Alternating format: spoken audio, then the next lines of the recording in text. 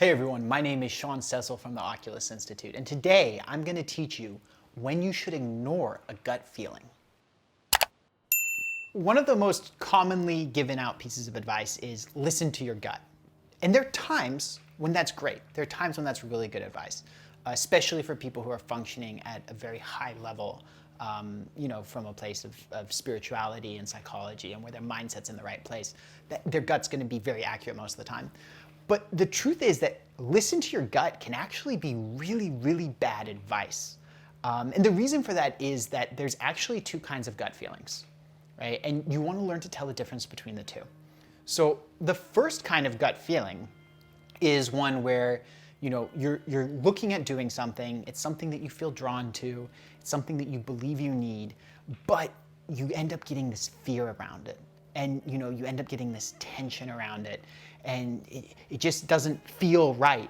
And you start thinking, you start comparing, well, there's this pro and there's this con, and I want this, but I don't want this. And you go into this kind of analysis paralysis state, and you can't bring yourself to feel comfortable with something, even though part of you believes that you need it. You just can't bring yourself to be comfortable, and you say, hey, listen, my gut isn't feeling right about this, and you just pass. Right? And that is something that frankly stops most people, because what that is that's just fear, right? That's not intuition, that's just fear. And it keeps people in a little prison, because then they never do anything that they don't feel comfortable with. And that's no way to live, right? Now, the second kind of gut feeling is the one you do want to listen to.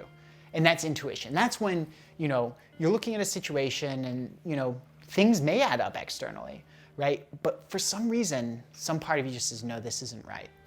And there's no tension, there's no, negativity, there's no, scariness about it. It's just something just doesn't feel right, and you don't have this analysis paralysis of all these conflicting thoughts. It's just very simple, very clear, right? And that's intuition, and that's the one that you do want to listen to, because that's your subconscious mind, which can process 10,000 times as much information as your conscious mind, giving you the heads up of something that you couldn't process consciously. Or perhaps even, depending on what you believe, that's the spiritual part of you, giving you information that you might not have. So how do you tell the difference between this kind of gut fear that keeps you from ever leaving your comfort zone and this intuition that you really want to listen to? Because most people, they never distinguish between these two, right? And so they're either, going through life assuming everything's intuition, in which case, sometimes they'll just hold themselves back, right? Or they're just ignoring it entirely, which means that they'll make mistakes that, their intuition could have warned them about. So there are two ways that you can tell the difference between these two types of gut instinct. So the first one is how you feel when you're thinking about it. So if you have negativity, if you have tension, if you have tightness in your chest, then that's going to be the fear. That's not the intuition, right? And if that's the case, then you actually don't have any access to intuition, because intuition doesn't function when you're in that highly negative state, right? It just doesn't, right? Because cortisol, which is the stress hormone in the brain, just shuts it all down. So if you're in that position of negativity and tension, I would actually advocate that you face your fear and you do the thing that you're hesitant to do, if for no other reason than to build the muscle of courage. But at the very least, you want to discount that signal, because that signal is skewed by the cortisol, it's skewed by the fear, and it's skewed by your mind trying to keep you within your comfort zone and not necessarily going beyond into your growth zone. Whereas with intuition, you don't have that. When you're dealing with real intuition, there is no tension. It feels very natural.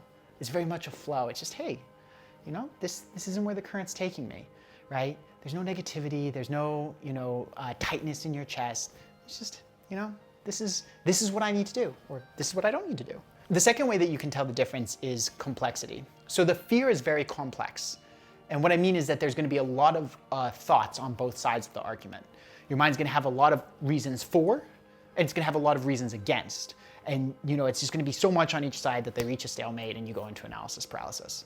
That's fear, right? Whereas intuition is very simple, right?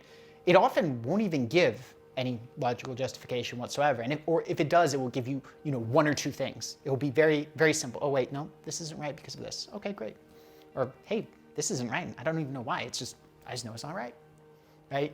And it will be very simple. You won't have that complex counter argument going on in your mind. And so if you apply those two tests, around, hey, how does this feel? Is this coming from a place of tension and negativity, right? Am I feeling like I can't process this, that it's scary, right?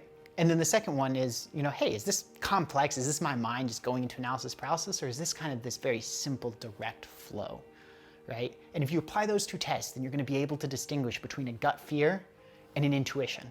And then you're going to know whether or not you should listen to it. Before you go, I've got a free gift for you. So if you found this video valuable, if it helped you see the world in a new way, and you're interested in building a career that's going to bring you both personal fulfillment and financial prosperity, then I've got a free presentation for you to help you do just that. So if you go to the link below, it's www.oculusinstitute.com/workshop.